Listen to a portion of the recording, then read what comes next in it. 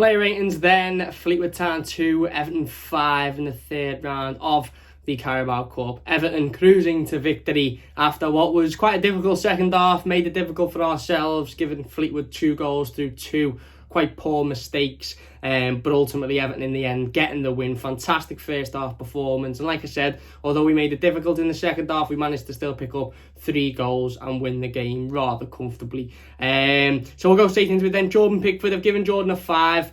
Again, not as great as game of football today, was it? Made 2 absolutely awful mistakes to lead to the goals, and that's arguably 4 mistakes that Jordan Pickford's made over the last 2 games that have all directly led to goals. And again, I'm not going to completely blame him for the 2 against West Brom, because I think Yerry Mina could have done better for both, but there was room for improvement on Jordan Pickford's behalf in that game. And again today, you can't really hide from them, both of them. And okay, the first one, Michael Keane plays him a little bit of a short pass, but why he's trying to take on 2 or 3 men in his box, why he tries to put it onto his left-hand side. I know it's a strong foot, but for me, as soon as that ball's coming towards him and he sees that attacker out of the corner of his eye charging down on him, you just put your foot through it. Even if you lash it back at Michael Keane and it goes out for a throw-in deep in our half, you just lash it wherever you can. And then if you have to have a go at Michael Keane, you'd have a go at Michael Keane. If you lash it upwards towards the centre of the park and it goes out there, then at least you've averted danger. You don't turn and try and take on 2 or 3 men. And then, of course, the second one, again, I thought it was quite poor defending overall, to be honest. I actually think today's man of the match, who you'll see who I give a little bit later on, I actually think he should do better. But again, Jordan Pickford, the lad's probably 2 yards away from him. I said it in the instant match reaction. For me, if Jordan Pickford just stands up, he can actually punch that ball out there before the lad's even overhead kicked it. But he doesn't. He tries to dive, and again, I don't know whether he's slightly off balance. I don't know whether he just doesn't know where the ball is in relation to where he is. But again, for me, if he just keeps a little bit of composure and just stands up, he has a perfect opportunity to catch that or palm that over the bar. Because ultimately, again, you don't know where an overhead kick's going to go, but this one went directly at him. But because he was in the air mid-dive, it sort of bounced off him and went into the back of the net. So not the greatest game for Jordan Pickford, and I said it in the instant match reaction. I think Carlo needs to pull him in and have a conversation and say, listen, these are quite basic things that you're getting wrong. These are stupid mistakes. They're not unbelievable goals. They're silly mistakes that you're giving up. So what is going on here? So I've given Jordan a 5. Today's man of the match for me, we'll joint man of the match with a couple of players. I've given it to Niles Nkounkou, 8.5. Absolutely fantastic performance by Niles today. Really, really strong down that left-hand side. Again, massively impressed against Salford, and a lot of people obviously expected him to start this game. We knew that there was a potential that Luca Dean would play centre-back, so it was always going to be a case of Niles Nkounkou playing at left-back. And again, he was just unbelievable today, wasn't he, down that left-hand side? So direct, so quick, so skillful, beats his man almost every time he's got the ball at his feet. And his balls into the box are very, very good as well. He's not just one of these players who beats his man and then lashes it into Rose Ed. His balls in the box are very, very good, very direct, well-weighted. Dominic Calvert-Lewin should have probably got on the end of a couple. And again, he was fantastic today. Defensively, like I mentioned, I do think he could have done better for that second goal. I think he stands off his man a little bit and allows the header to go back into the box. But again, going forward, that 5th goal is just absolutely exquisite by Nkounkou. He beats his man, he beats him for pace, he gets to the byline and he just backheels it absolutely brilliantly for Moise Keane to slot it away. It was a brilliant performance again by him. And for me, we were sitting here with the potential of seeing Niles Nkounkou go into the under-23s this season if obviously Leighton Baines would have stayed on at the football club, and then we may never have seen this potential. We may never have seen how good he could be. He might have been one of those players that goes in the under-23s and then ultimately ends up getting loaned out every year and you don't quite see. Absolutely made up that he's been involved in the first team, absolutely made up that he's took his opportunity with both hands. And for me, I said it before, I'd be more than confident for Niles Nkounkou to step in a Premier League game, because I think he'd cause a lot of havoc for a lot of Premier League defenders. Don't get me wrong, defensively, yes, he probably has to do a little bit more work, and again, he wasn't massively threatened defensively today, but going forward, he is such a talent. He's a very, very talented footballer. Luca Dean then in the middle of the defence. I've given him a 7. Pretty decent performance by Luca Dean today. Didn't have an awful lot to do again. caught out maybe a couple of times, but considering he's playing in an unnatural position, considering he's not the tallest player either to play centre-back, and he was coming up against a very physical side, I think he's done quite well today, so I've given Luca Dean a 7. Michael Keane next to him again, a 7. Thought it was another solid performance by Michael Keane, obviously the only player to have played the full 90 minutes in all 4 of Everton's games so far this season, and he still doesn't look like he's struggling for fitness. He still doesn't look like he needs a rest. He doesn't look like he's pulling up. He looks as fantastic as he did on week 1 against Tottenham. Again, another solid performance by Michael Keane today defensively. Everything that he had to deal with, he did. Really composed. His passing was good as well. He was good on the ball. He just looks really confident at the moment. And I think we've all felt for a long time, listen, Michael Keane, when he's not confident, he struggles and he needs to improve. But Michael Keane, when he's confident, even 2 or 3 years ago when he didn't have his greatest of seasons, the games that he was confident in, you could say he's showing that he's a good player here. And this season he's showing that he's a really good player. John Joe Kenny at right back, 7.5. I've given him again, similar to Nkounkou on the left, good going forward, broke through a couple of times, put a couple of decent balls into the box, got himself into a couple of good positions. Again, didn't really have the output and the sheer technical ability that I think Nkounkou has, but still done well, done okay for himself. Again, defensively wasn't really targeted or pressured too much in today's game, but done what he needs to do. Gylfi Sigurdsson, I've given him a 7.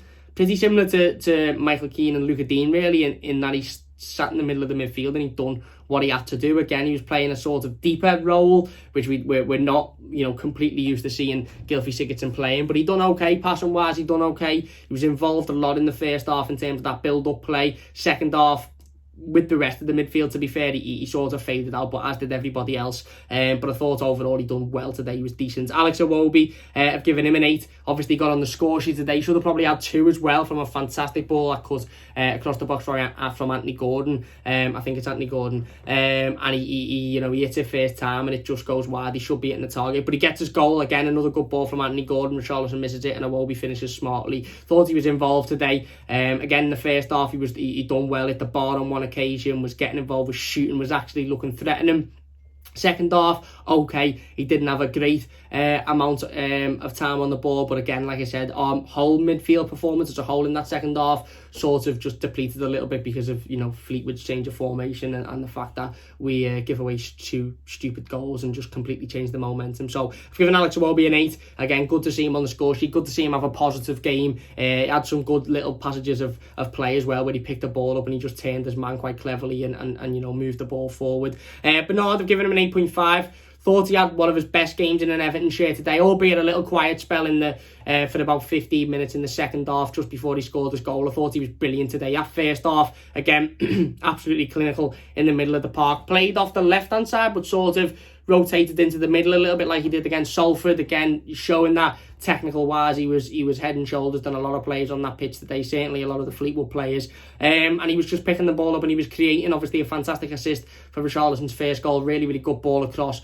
up into the box, and Richarlison heads it really well. But overall I thought he played quite well today. Again, he was involved, he was direct, he was using his pace, he was using his skill, and obviously a fantastic goal from him as well. Really good ball in the box by Anthony Gordon, and he's so direct and he just blasts it into the roof of the net. It's a fantastic finish. I've given Bernard an 8.5, same score as Niles Nkounkou. Dominic Calvert-Lewin a 7. Again, didn't really have an awful lot to do, didn't massively get involved in the game. Don't have too much of an issue with it though, because I'm under the understanding that Dominic Calvert-Lewin will probably be massively involved on Saturday against Palace. He was massively involved obviously last Saturday against West Brom, scored at 6, scored the winning goal against Spurs. So I wasn't really too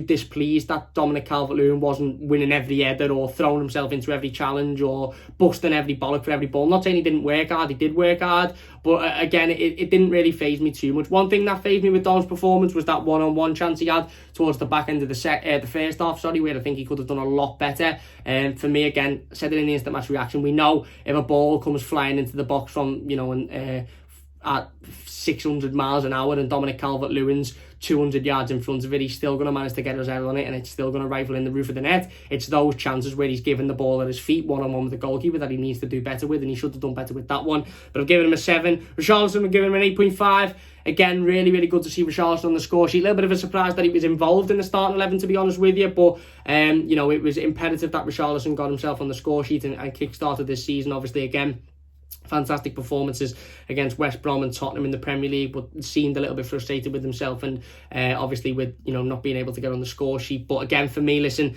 I thought Richarlison done really, really well today. 2 very well taken goals, and fantastic to see his confidence, and hopefully he comes off and, you know, he's fit and he sort of shakes off any sort of knocks that he may have had, and he goes into the game on Saturday fully fit. And then Fabian Delph giving him a 6.5 again. Done okay in the middle of the park. I completely forgot he was playing, to be honest. It took me about 10 minutes after the game to figure out who the 11th man was. Give away a silly foul to give him a yellow card towards the back end of the first half, where he just gets a poor touch and allows the ball to run free. But again, he done all right, didn't he? Onto the bench then, Tom Davies, 7. Thought he done well when he come on, controlled the ball a little bit again. Didn't have an awful lot to do, but done well when he had to do it.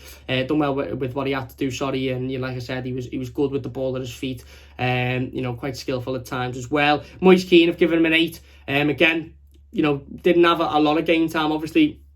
Only come on for the last 10 or 15 minutes of the game, if that, but it was involved with a goal. Done more, arguably, in that 10 or 15 minutes than he done in the 80, 90 minutes, whatever he played on last Wednesday against Salford. Again, really, really good finish. Brilliant play by Nkounkou down the left-hand side. Fantastic flick. And it's a great finish by Moise Keane, to be fair. And again, you know, he showed that if you get him in and around those areas, he can be clinical and he can pull the ball in the back of the net. And hopefully he breeds a lot of confidence from that. And hopefully if Carlo Ancelotti sees anything from Moise Keane's performance, he sees that, you know, if he get the ball to him in the right places, you know, in the right part of the pitch, he can convert. And then Anthony Gordon, have given him an 8.5. Again, what a performance by Anthony Gordon. Unlucky to start this game, you know. I think he was unlucky to not be involved in the 18 for the Premier League games against West Brom and Tottenham, but definitely unlucky to not start this game. Against West Brom, but definitely unlucky to not start this game. But yeah, he come on, half an hour to go, very direct again. One thing I love about Anthony Gordon is how direct he is. He's always looking for that ball down that left-hand side. He's always looking for that cut-in ball across the box. And I think he said it in the instant match reaction, for me, if you're an Everton player and Anthony Gordon's got that ball on either one of the wings, you're just belting into the box and you're standing in the free space, and he 99 times out of 100, he's picking you out with a fantastically weighted ball, and all you have to do is get it on target and make a good connection, and you know, you've scored a goal. Brilliant again today, really direct, and a really positive performance by Anthony Gordon. And for me, he's involved in that squad on Saturday. Not saying he starts, but he's involved definitely in that squad, with the idea of bringing him on and allowing him to show that confidence, allowing him to show that ability, allowing him to give back the trust that Carlo Ancelotti has put in him, with hopefully again another direct performance off the bench on Saturday if need be. So there you go, a rating for Ancelotti, 10, because he's boss, and we've won 5-2 again, and we've won 4 games out of 4 at the start of the season, so he ain't getting any less than a 10 until that changes, and hopefully it doesn't change. But again, listen, for me, sorry, the battery didn't come up on my phone there. Good result for Everton, really, really good, positive result for Everton. Struggled at times in the second half, but ultimately, look, we come away with a 5-2 win, and you can't really complain, can you? So there you go, they're the player ratings. Let me know your thoughts on them in the comment section down below. If you have enjoyed the video, please do hit that like button. It does only take a second. Don't forget to check out the instant match reaction as well. It should be up by now. Let me know your thoughts on that one. Big win. We'll be live tomorrow 5:15 PM with the game review. Big thanks for watching. Leave a like if you've enjoyed, subscribe if you're new, and we'll see you soon.